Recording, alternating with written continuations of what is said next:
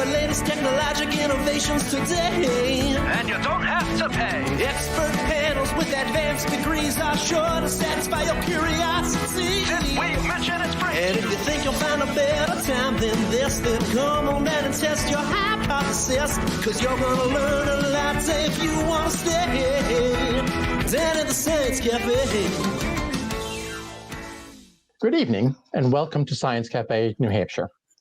My name is Rick Irving, and I will again be your host and moderator for this special episode of Science Cafe for May 2021. This one is special because this is the 10th anniversary for Science Cafe, New Hampshire, which made its debut in May 2011 with the topic Climate Change in New Hampshire. It's also the first anniversary of our series of virtual sessions, which began last year in May with a discussion of COVID-19. After 10 years, it's worth taking a moment to celebrate the success of science as a way to engage in conversation. Since those early days, when Dan Marchek, Sarah Eck, and David Brooks began this experiment, Science Cafe has covered an incredible range of topics such as vaccination, fluoridation, 3D printing, CRISPR, marijuana, telemedicine, gardening, and so much more. We'd like to once again thank the hundreds of panelists who have given us their time and their expertise. And we should also celebrate the thousands of people who have attended a Science Cafe New Hampshire, either in person or not so much, because you are the ones that really count. The success of Science Cafe everywhere is in the engagement they foster and the understanding that they create. Science is just a tool that gets us common language, shared understanding, and the ability to reason together to find ways to deal with the challenges we face in the best ways we can. So on behalf of everyone at Science Cafe New Hampshire, thank you for being part of this 10-year anniversary session. Now, the subject for tonight's broadcast is electric vehicles. Electric vehicles are expected to be a key component in reducing carbon emissions, but the challenges now are in the areas of adoption, ease of use, versatility, and safety. New Hampshire and surrounding states are working toward infrastructure improvements to encourage more drivers to adopt electric vehicles and eliminate the range anxiety, or how far can you go in a single charge, as a barrier towards increased number of electric vehicles on our roads. Our panel will look at the benefits, pitfalls, and technology improvements of electric cars and gauge how New Hampshire is progressing and if the electric vehicle's time is now. Before I introduce the panel, let me remind our audience that it is your questions to our expert panel which will dictate the flow of tonight's discussion. You may submit your questions starting now and for the duration of the session. Please use the comments section of Facebook or YouTube, whichever you're using to watch us tonight, to send your questions directly to us. Please be succinct with your questions, and if you would, please include your name and location for general interest purposes only.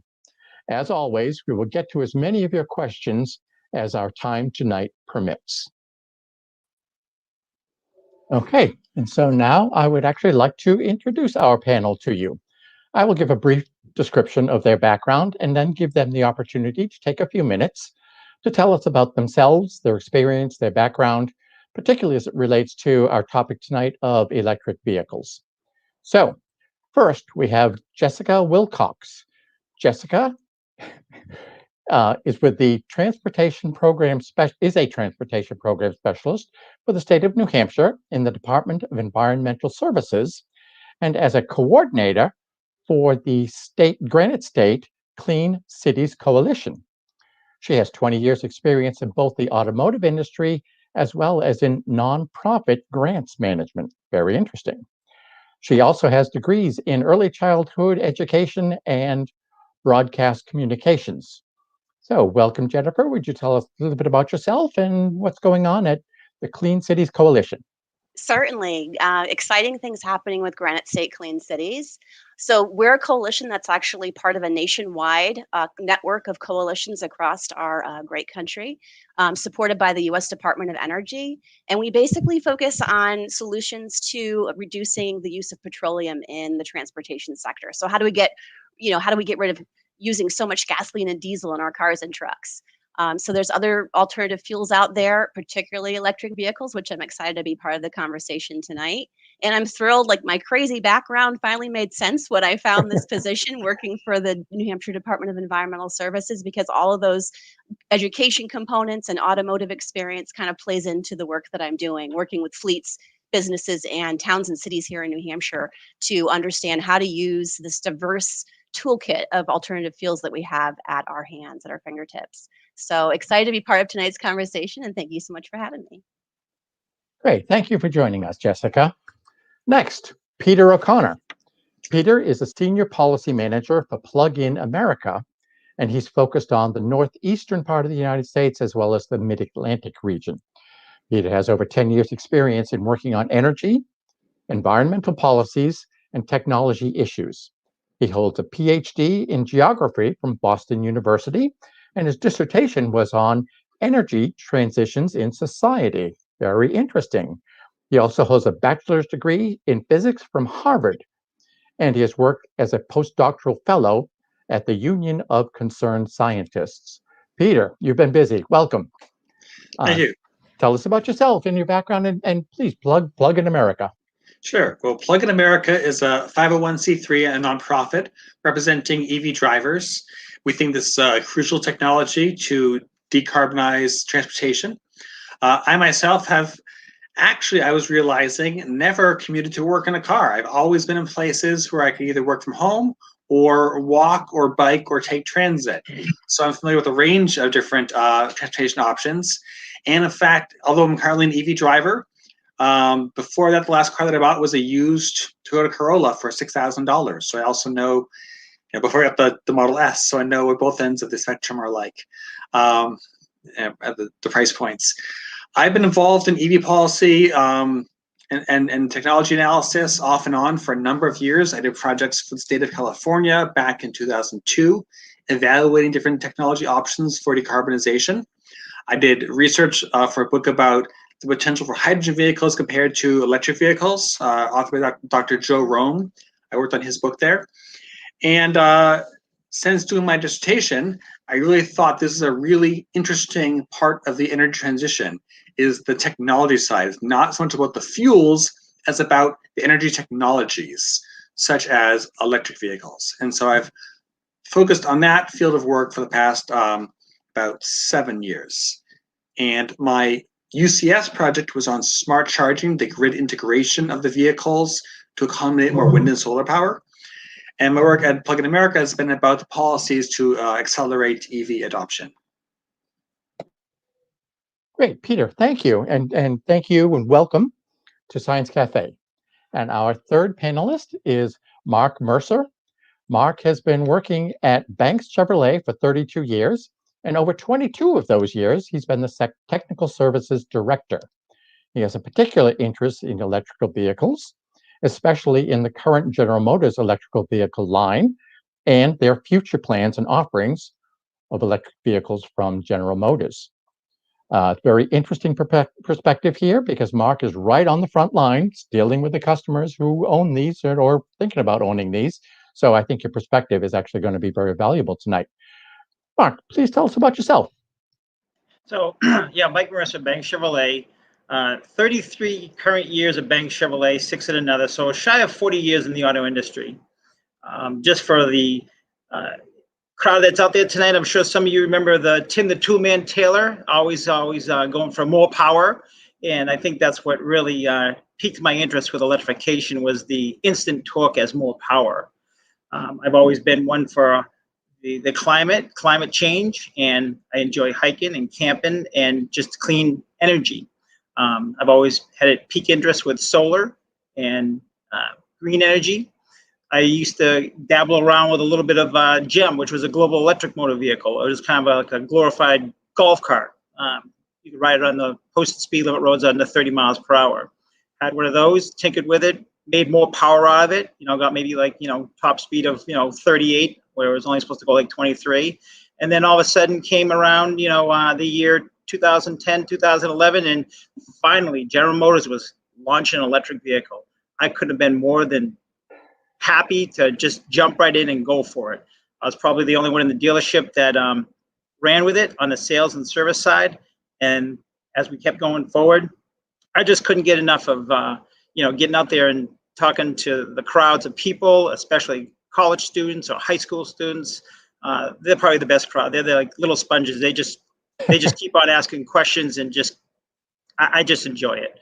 I just can't get enough of it. So that's my story, and I just can't wait for what's coming in the near future in 2023.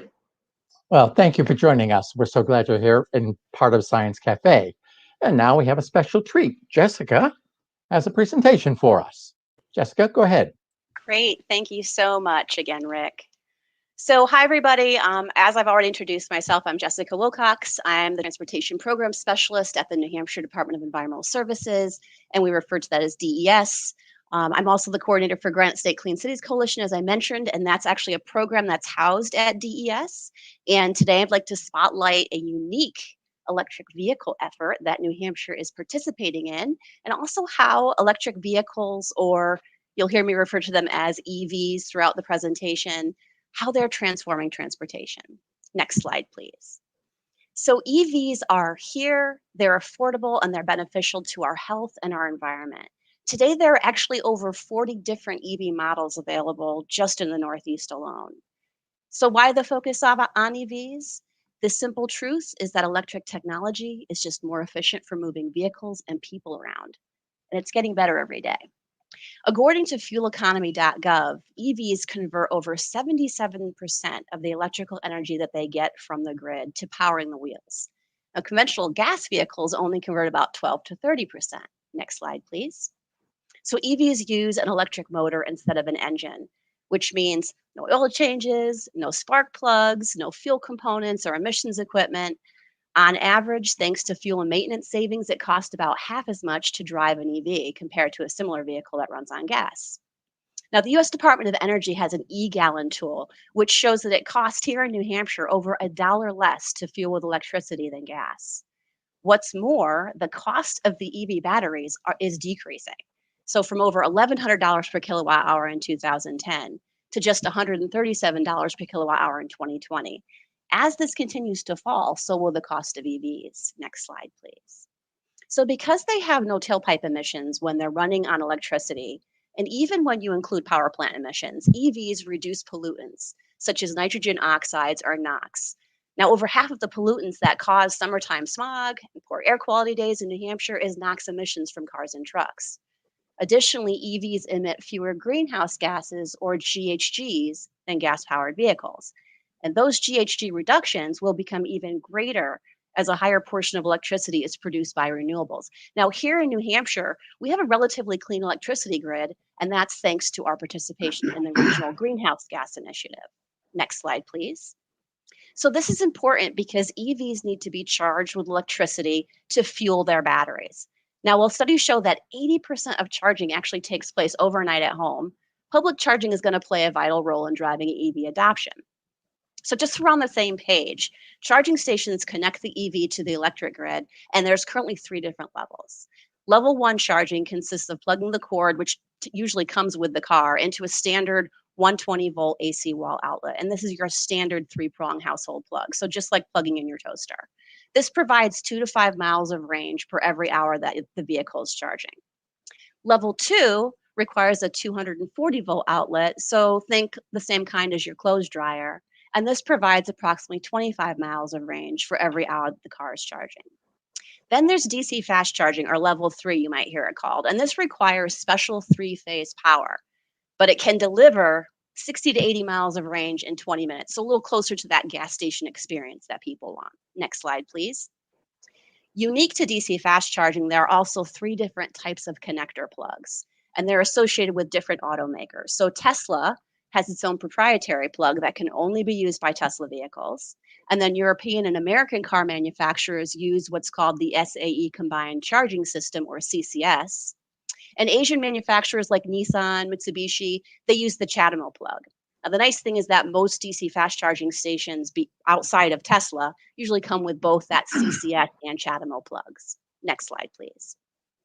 So in New Hampshire, the transportation sector is our largest source of greenhouse gas emissions. And this is why transportation electrification is a key strategy for achieving our air quality and climate goals, and for integrating renewable energy into the transportation sector. Next slide, please.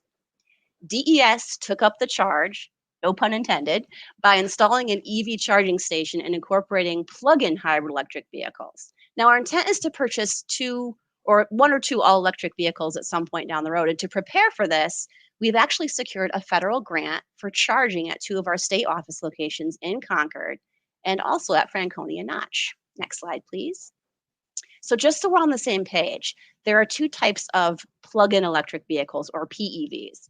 Plug-in hybrid electric vehicles, sometimes called PHEVs, have both an electric motor and a gas engine. So they can be plugged into charge and can also run on the gas engine when that charge runs out. So they generally run 15 to 50 miles just on electric battery. Next slide, please.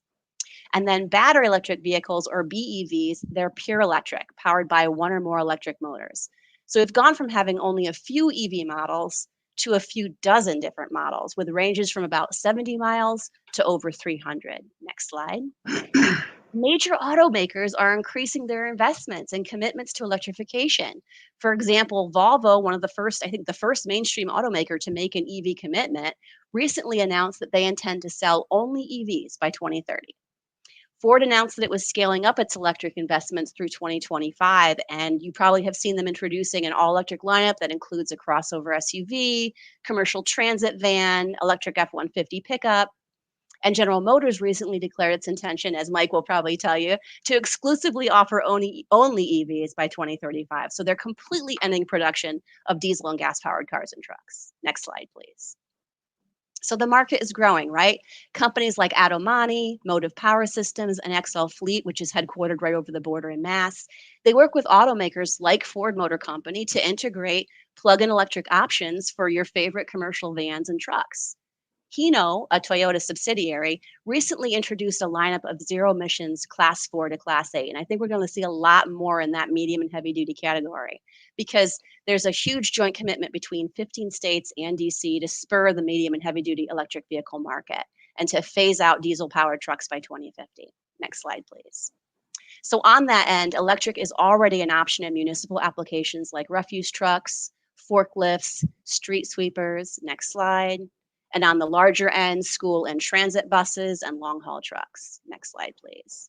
So Granite State Clean Cities Coalition is spreading the word about EVs through education and outreach events, webinars, and also our annual EV show and tell during National Drive Electric Week, which hopefully will be back in person soon. And as coordinator for Granite State Clean Cities Coalition, I work with New Hampshire fleets, businesses, and municipalities to support their transition to cleaner, more efficient options like electric vehicles and other alternative fuels. Next slide, please. So this includes participating on a steering committee for our unique electric vehicle awareness campaign called Drive Change, Drive Electric. This is the result of a public-private partnership between Northeast states and major automakers. Our website, driveelectricus.com, check it out. That's our welcome mat, and we use social media along with what we call tentpole moments, which are basically buzzworthy media events to help spread the word. Next slide, please. So here's an example of our social media campaign back in 2018 when we're kind of launching. Notice the use of the vehicle silhouette, which kind of speaks to our efforts to be brand neutral. We're not trying to promote one automaker over another. We're just talking about electric vehicles. Next slide. And here's an example of what it's grown to today. We're highlighting the technology, we're incorporating video, we're creating content that drives engagement. Next slide, please. Then back in 2019, we launched our signature program called Destination Electric, which has grown to include nearly 200 EV-friendly businesses and destinations across the Northeast that have charging stations nearby. The great thing is over 40 of those are in New Hampshire. So this addresses a key barrier. 83% of Northeasterners don't think that there's enough public charging stations. Next slide, please.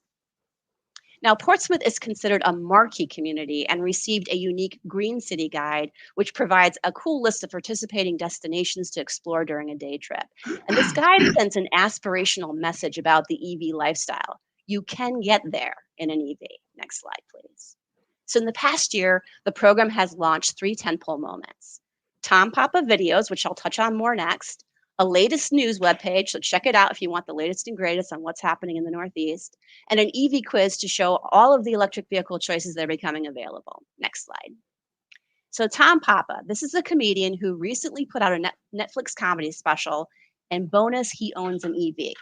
Working with Tom, we created a series of videos that speak to your common concerns and misconceptions, but with humor, such as illustrating key points about how far you can go on a single charge, etc.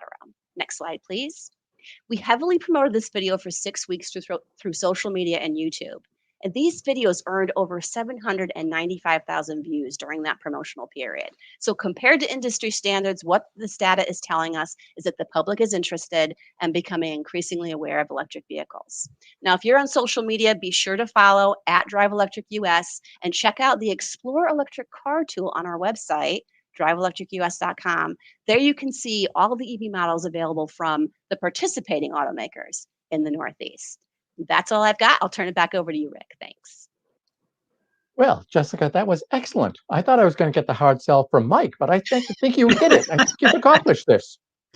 So, great presentation, Mike and Pete. What points that Jessica just brought up really resonated with you each? Why don't we start with Pete? Sure. Well, one of the points was that many Northeasterners don't believe the charging infrastructure exists. When we do our ride and drive events, I always pull up the map either from PlugShare or from the Tesla Supercharge network, and I show people where the charges are. And the first response is almost always, I had no idea there were so many, because they aren't advertised on exit signs from the highway. They don't have big signs on poles with neon lights towering high above the roads.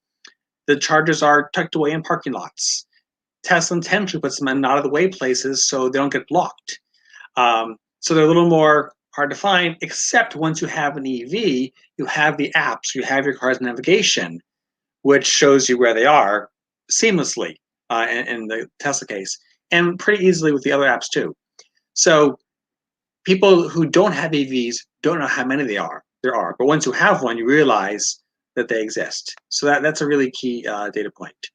I'll also add Jessica's Drive Electric US site does not include Tesla. They don't participate in their program.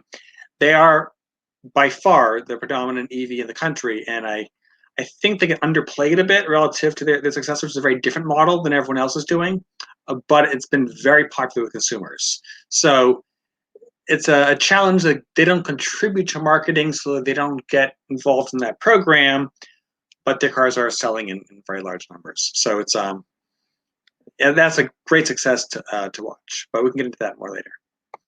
Great. Mike? I agree with what Pete just said. You know, when we do a PR event, and I do the same thing, Pete, you know, you pull out the phone and you show them all the apps, and you actually blow up one of the apps and you show them the whole United States, and they kind of go back like this and they go, there's that many charging stations? And that was pre-COVID. I mean, I'm sure we've adopted more charging stations on now, but that's the fun part about it all. The other thing that is just like right in the forefront that Jessica started to talk a little bit about was the investment portion that, you know, all the manufacturers are putting in. 10 years ago, I mean, we had 3 players on the field. There was the Chevrolet Volt, there was Tesla, and there was Leaf. Today, as Jessica mentioned, every manufacturer has some type of electric car. And just the investment to GM alone right now, they're dumping almost $27 billion just to show how strong they're going to be going forward and how much they're in on this for that new E-generation driver. Okay, great. Jessica, one follow-up. Your slides, excellent. Are they available for any of our audience to see? Certainly. Yeah, I don't think I have a problem with sharing those. Not a problem. Okay, great. So you'll give them to Scott and they'll be available on our website? Perfect. Thank you so much. That was excellent. Okay, we have our first question from the audience. I don't understand it, but what do BEV, PHEV, and HEV stand for?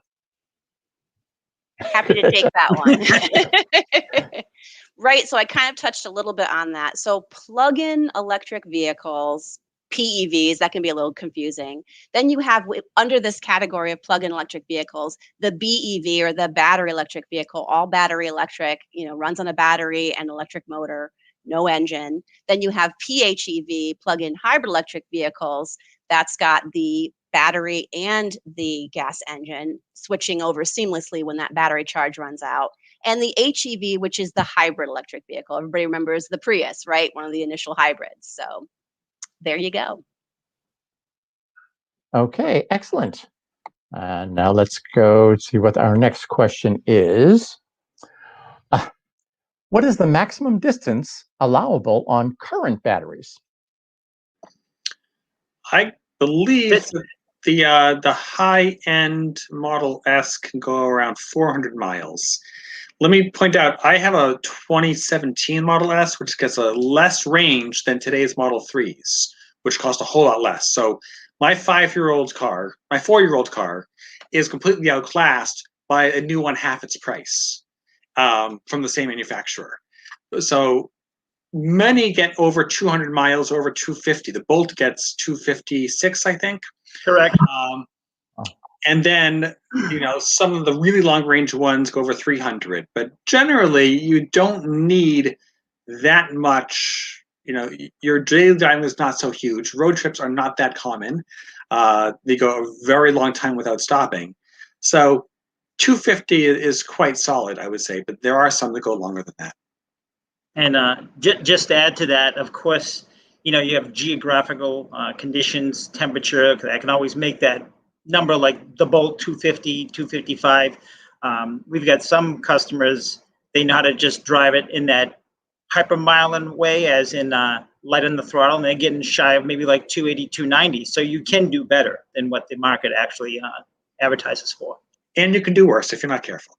True. But yeah, climate does. This question could come up, especially for New Hampshire. Climate does impact the range. If you're running the cabin heat, that will definitely drop your range to any EV. Seat warmers are generally a more efficient way of keeping you warm if you're driving in the winter time. But if you have kids in the back seat, like I do, you're running the heat, and so you plan a little more conservatively. My grandfather would never let the gas tank get below a quarter. That was just his mantra back in the 40s. So for the time being, while we still build the charging infrastructure, EV drivers need to be aware of that, especially in wintertime, and don't try to get there with 1% left. That's probably not a good idea. Okay, thank you. Next question. What are the biggest problems currently with electric cars? In the service industry, I don't want to say problems. There's always a software update. There's some type of an improvement to improve something. So we get a lot of, sometimes there are bulletins, sometimes it may be a recall where it's a software update, which we're going to talk about when I come up with my presentation of what we're doing going forward to make that not a burden for the customer to bring their car in, but maybe to do something like what we call over-the-air programming. So your car can be parked at nighttime. There may be a software update that we can freshen the car to the latest and greatest, enhancements while the car's charging and you're sleeping. I would say, the cost is an issue in some cases. Jessica pointed out how you can save money. That is true comparing them to cars in their class. The Volkswagen ID4 compares well to cars in its class. The Model 3 compares well to cars in its class. We don't yet have a real economy, low-cost option like the Honda Fit equivalent. And there's certainly nothing in the used market. There aren't enough used EVs. So if you're a buyer whose alternative vehicle would be a $10,000 used car, it's really hard right now to meet that because there just aren't the used vehicles yet. So that will change as the market grows. That low price point is not yet met, but it will be. Okay. I would say the only problem is that there is not more demand, because I think honestly demand is going to solve a lot of these issues, right? Because when there's demand, the automakers are now competing to bring the best quality product to the forefront to drive those prices down. So I think, as awareness gets out, as people start to really open their arms to this technology, which obviously we're accepting in our phones and we're accepting it as part of our lives through virtual webinars and everything else, I think it's going to kind of solve itself. So stay tuned. Okay, so the next question comes from a colleague, and it piggybacks right on this. So I've heard that batteries perform differently in different seasons, weather, and climate zones. But what steps are being taken to address that? Right. If I could do that, I did a little report for New Hampshire a couple of years ago on this, and I specifically noted multiple factors in winter driving that would impact your fuel economy, your battery, your range, I should say. And if you're driving, let's say, to a ski resort, and you're going uphill with snow on the roads and a roof rack, and your regenerative braking isn't working as well because the battery's cold, and you're running the cabin heat, those are multiple factors that might, cut your range in half. So the recommendation was greater density of chargers along such roads and chargers at the ski slopes. And Ski New Hampshire is really interested in sustainability because they need winter to be successful. So I think there's great possibility of getting more chargers at the mountains. I was at Loon, I think, right as the pandemic was started, like February of last year. I was at Loon, and there were chargers at the mountain and at the and nearby. So that's a great step to have more charging in those winter destination locations. As well, manufacturers are shifting to heat pumps over resistance heating, which makes the cabin heating process more efficient, and precondition the battery so that as soon as you start driving, the regenerative braking works and it can recover energy going downhill. Now, the cold battery can't really recover the energy going downhill, but a average temperature one can. So there's a lot of technological changes and charging infrastructure changes to address the winter impacts. I don't notice much summer impact. The air conditioner does not impact my range very much. My Arizona colleagues might have a different point of view, but for me, running AC in New England is not a significant impact on the range. Okay, so our next question comes from Courtney Wood, who I happen to know is in North Carolina because she's my daughter. With trends moving toward all electric, will hybrid vehicles soon be eclipsed and be obsolete? Sorry, I don't mean to monopolize, but I'd like to take this one. I think the plug-in hybrids have been a great option, will continue to be in some of the heavier vehicle classes for some years to come. We're not going to go to everybody having all-electric minivans and pickup trucks right away. I don't think it'll be a few years for that changeover. But most of all, I want to say we're absolutely indebted to everybody who bought a Prius, a Volt plug-in hybrid, the early, EV1. All of the early vehicles have paved the way for where we are now. And to the extent that we will have better all-electric technology, that is because of the economies of scale realized by the battery demand for all those other vehicles and the technology improvements. So that's my answer.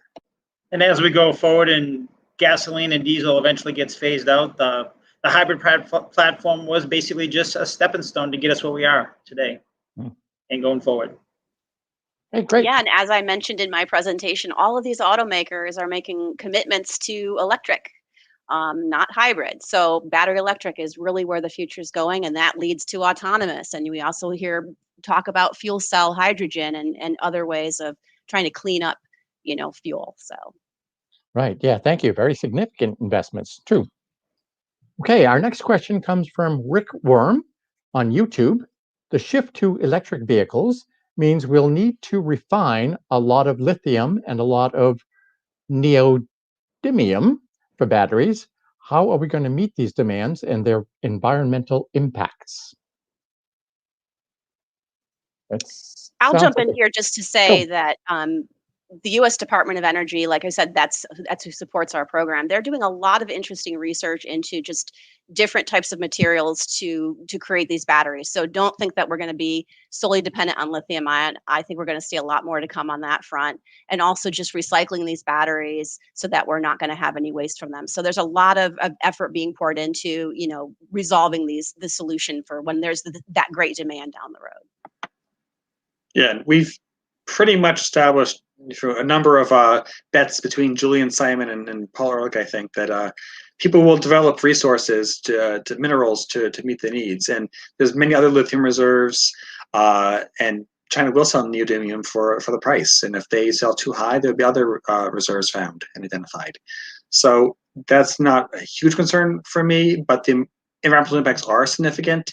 And groups like Earthworks are working to develop mining practices and have the automakers go to those standards of sustainable development and responsible development that benefits local communities and does not exploit anybody. There's lithium reserves in North America as well, and South America and other places too. And we support those standards and sustainable use of minerals. Excellent. Great. Thank you. Earthworks is that group, I believe. Earthworks in Jessica, that's the group in Massachusetts. Is that what you had mentioned before? Just over the border? No, those are the fleet companies you mentioned. Fleet companies. Okay. Next question from Dennis Ported from Facebook. What is the general cost of a charge at these various stations, and what length of time does it take to fill up? Well, I can make one comment that I always love about ChargePoint. If you've got the app and you pull up, you can get 2 hours free. I'm kind of a one that sets my phone for that 1 hour and 58 minutes to unplug and move on. So I think if I had to answer the question, if I was going to go to a level 3 charger, the last time I went out and pulled my EV Go card out, which is a backup for if I ever had to.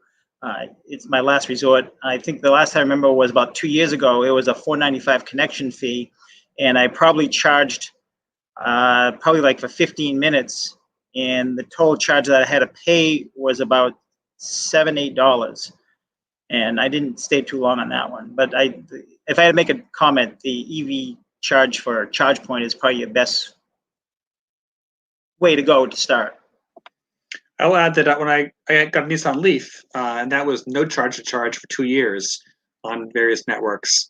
But with the Tesla, it's about 24 cents a kilowatt hour, which is roughly $2.40 a gallon, gasoline equivalent, and in New England. So it's not terribly high. Most of the cost of that station is paid for by buying the vehicle.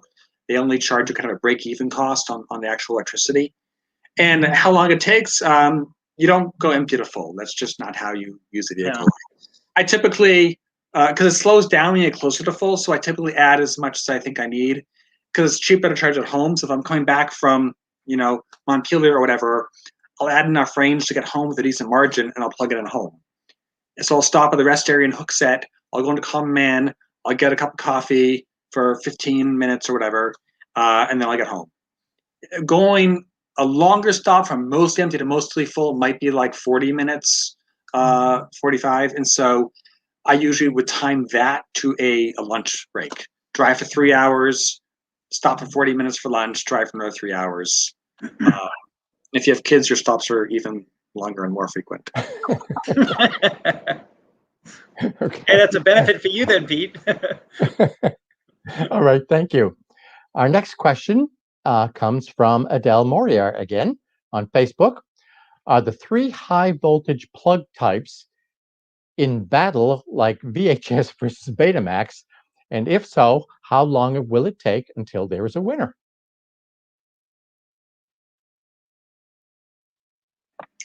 It seems like the CCS versus CHAdeMO is being settled in favor of CCS. The Nissan is now switching to that standard for its plugs. Tesla has a very different business model. It rolls the cost of the infrastructure into the cost of its vehicles. So it would have to charge other cars like 3 times as much because they're not paying for the capital cost when they buy the cars. And they've offered other companies to take them up on that deal, and it hasn't happened. And who's responsible for that is depends who you ask. I think if there was enough profit in it, people would strike a deal and have them all be interchangeable. But right now it's a free market competition thing, and they have different business models. So I don't see that being forced upon them to align. I think there'll be at least 2 standards for a while. And one thing to note too is up until now, a lot of the electric vehicles really couldn't accept that fast charge. So the fact that there were different plug types didn't really come into play that much. It was more the level 2, which is a standard.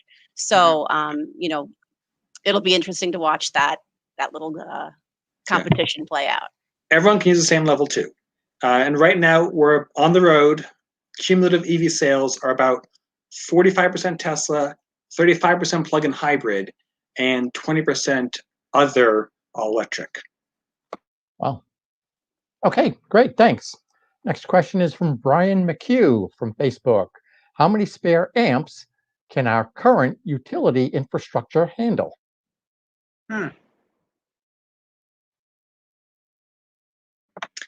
Off-peak charging is the key here. The most EV charging happens at home and can happen off-peak hours. So you don't need a whole lot more generating capacity to serve the EV load if what you're doing is valley filling. You have these dips in demand and you time the charging then for overnight or the morning hours at a workplace before the AC kicks in. You can get a whole lot of EVs served by the existing generation capacity. The fast chargers are a bit different. Those you're not going to time for off-peak. Those you use when you need them. So, but most home charging, workplace charging really won't add a lot of demand to the generation side in terms of peak capacity. And I know on the General Motors side, the 26 they partnered up with ChargePoint, and 2,600 charging stations are all being powered by green power, green energy. Being hydro or solar or wind, etc. So no fossil burning there. Okay. Next question. For gas-run cars, America can be limited by gas supplies. We have had shortages. Can anything similar happen with electricity, or is our capacity to generate sufficient electricity not an issue? I would say as we keep going forward with green energy, we're going to have plenty there. Yeah, I'd agree with that. We have, as Mike said, if you have solar power, in fact, in some parts of the country, they have excess in the 10 to 2 time of the day, and they need a place for it to go. So workplace charging would be great to soak up that excess solar power. It's getting so cheap to deploy. They just need loads that can selectively use it when it's going. Okay. Our next question. Are electric cars limited in speed in comparison to gas-driven vehicles? So I'm going to speak for the Chevrolet Volt, the Chevrolet Bolt V and B. We limit our speeds to what the tires are rated to handle safely. So a Bolt will probably shut down about, 99 miles an hour. I could push it up to. The Volt was probably like around 87, 88. But yes, there are speed limits that they govern them to. But you can get up to those speeds pretty quick too. I was going to say, I would like to add that the one thing that really impressed me when I first got behind the wheel of an electric vehicle, which happened to be a Chevy Bolt with Mr. Mike Mercer, was that instant torque. You put your foot on the gas pedal, you put your foot on the pedal and you go. You just instantly go. Habit, exactly. Yeah. Instant torque. Lamborghini just announced today they were doing an electric model. I think Lamborghini just made an announcement today. So Wow. you can certainly have super high-end fast cars with electric if you choose to. Now, Mike, when you said it's limited by the tires, is there an electronic mechanism there that tells the car what the tires can handle? So when the manufacturer produces a tire, usually they're a green energy, low rolling resistance tire. The OEM tire, they'll calibrate the car to stop at a certain mile per hour, and anything after that is you're there and you're not going any faster. So let's just say it was 95 miles, you're going to get up to 95. If you get to 96, maybe you're going downhill, but you're not going to get any more than what the manufacturer has locked it down for a speed. That's safety for the tire rating. Okay, great. Next question from Heather Bowman Gass on Facebook. How does having an electric vehicle affect your electric bill every month, roughly? I could talk when I had the Chevrolet Volt, and this was a 2012 and 2011. When I lived in Concord, New Hampshire, I would plug it in every night, and I put it almost like like when you have a hot tub, it raises your electric bill like in the wintertime, maybe $35, $40. That's kind of like what I saw, and I charged every single night.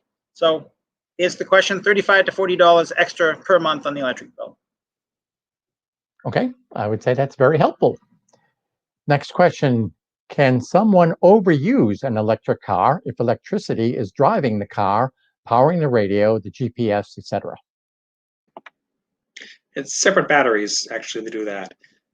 There's the large battery, the traction battery powers the motor. And there's a normal 12-volt battery like any car has that powers the auxiliary loads. And my Leaf, the kids were playing in the car and left the radio on, and the 12-volt died on the Leaf. So it's got the same regular 12-volt that any other car's got. Okay, great.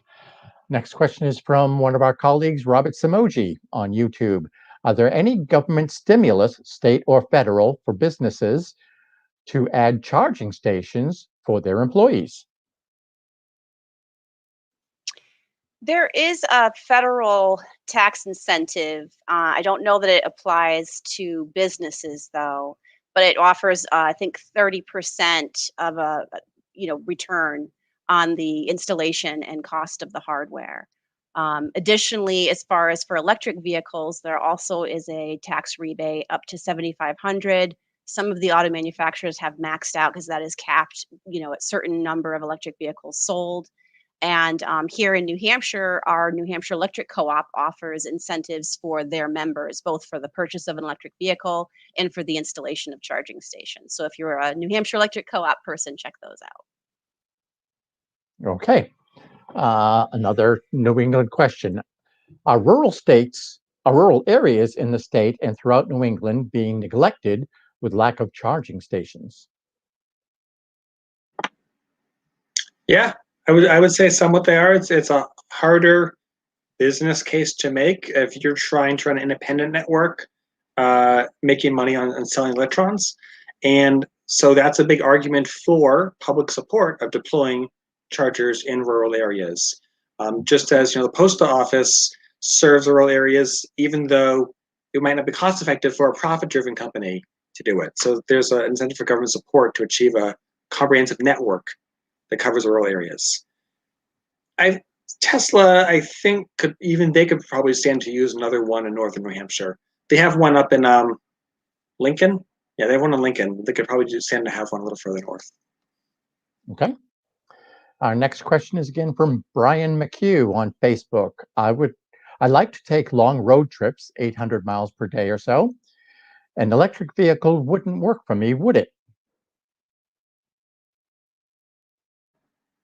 Well, I think if you planned your trip out on that road trip and you found all your charging stations, you can make any trip work.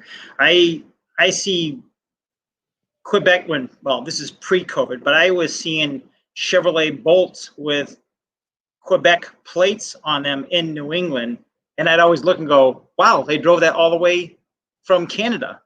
So if you know your range, you got to plan your destinations to stop, to top off, add whatever to make that distance.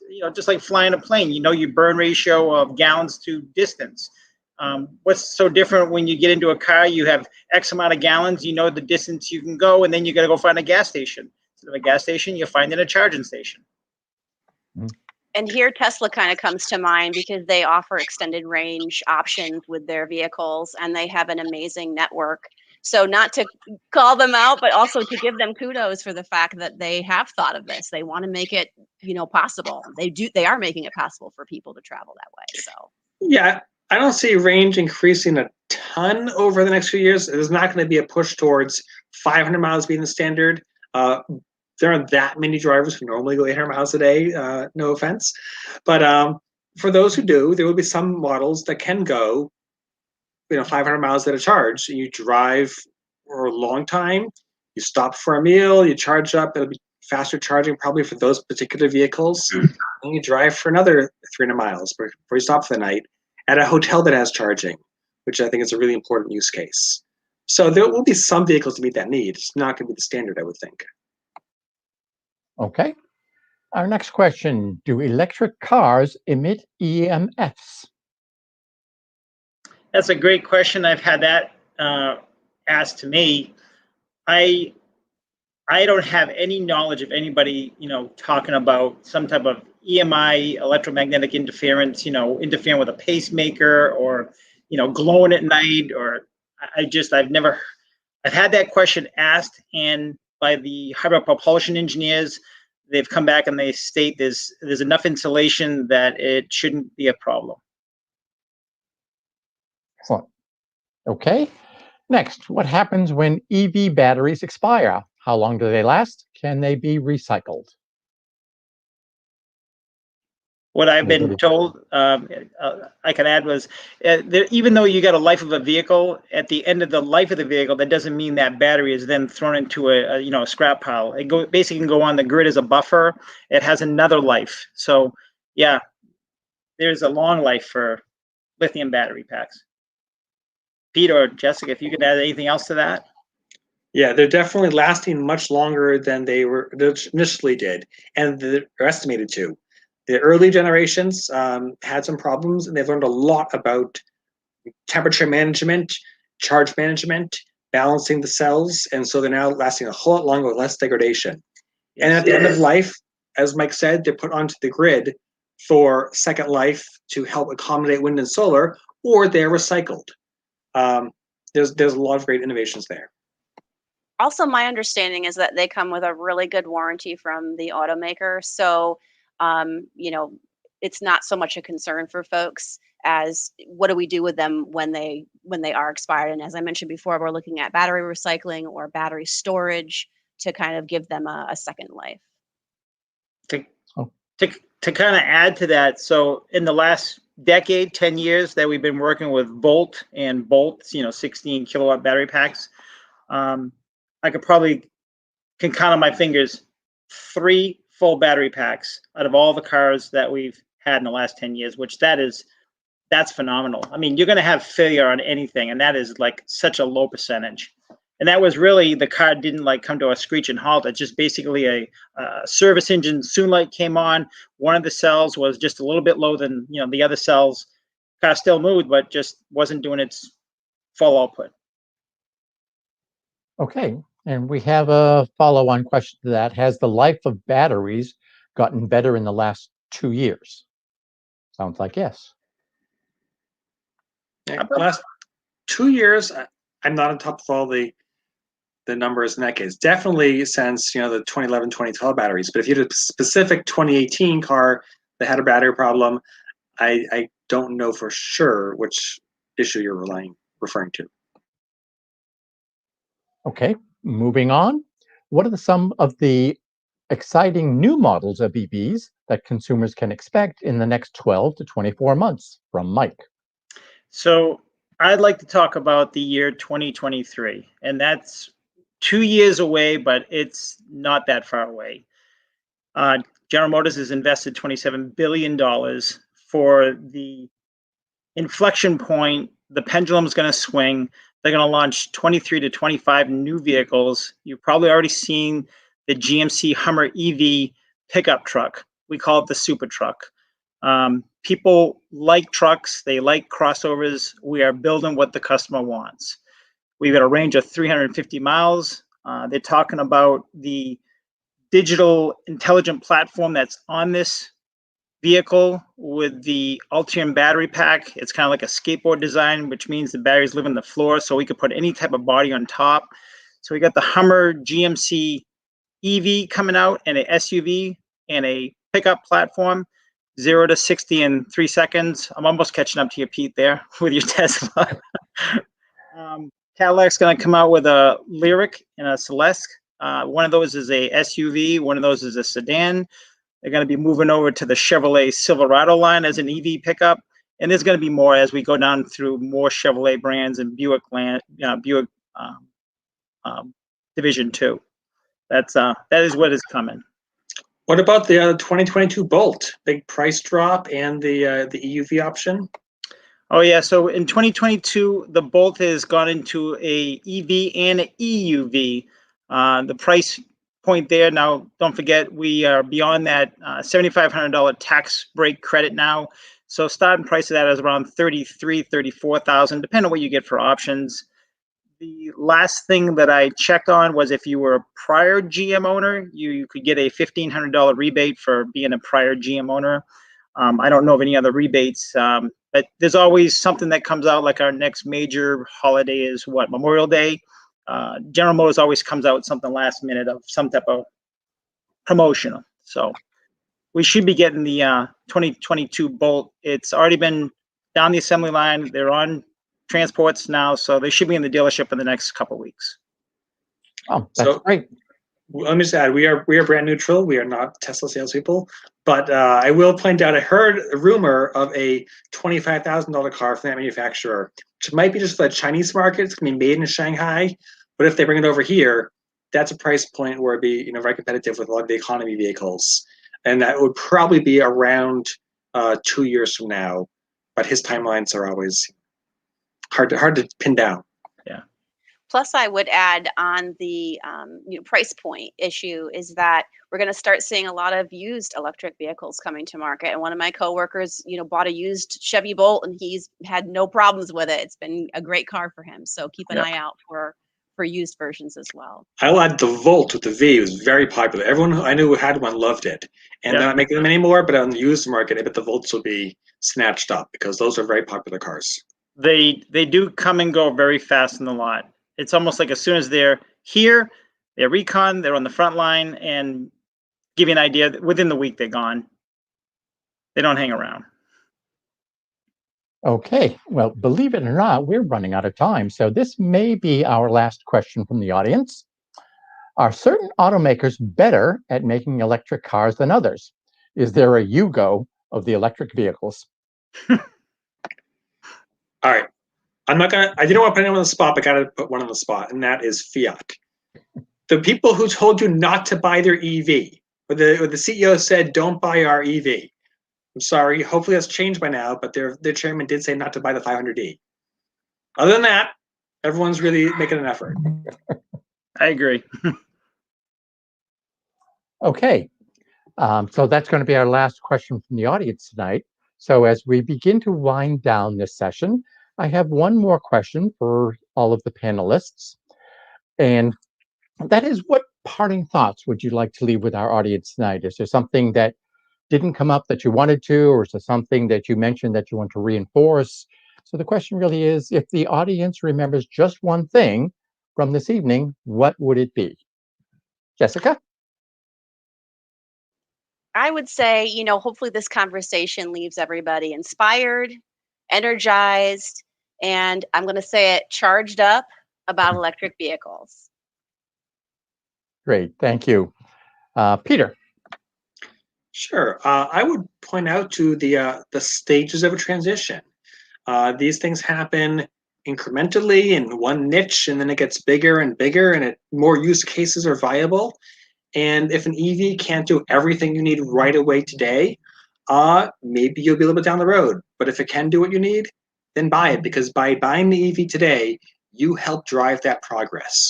So if it works for you and your budget and your needs, buy one. It will help everybody by advancing progress. Great, thank you. And Mike? So I'd like to leave the comments with be open-minded.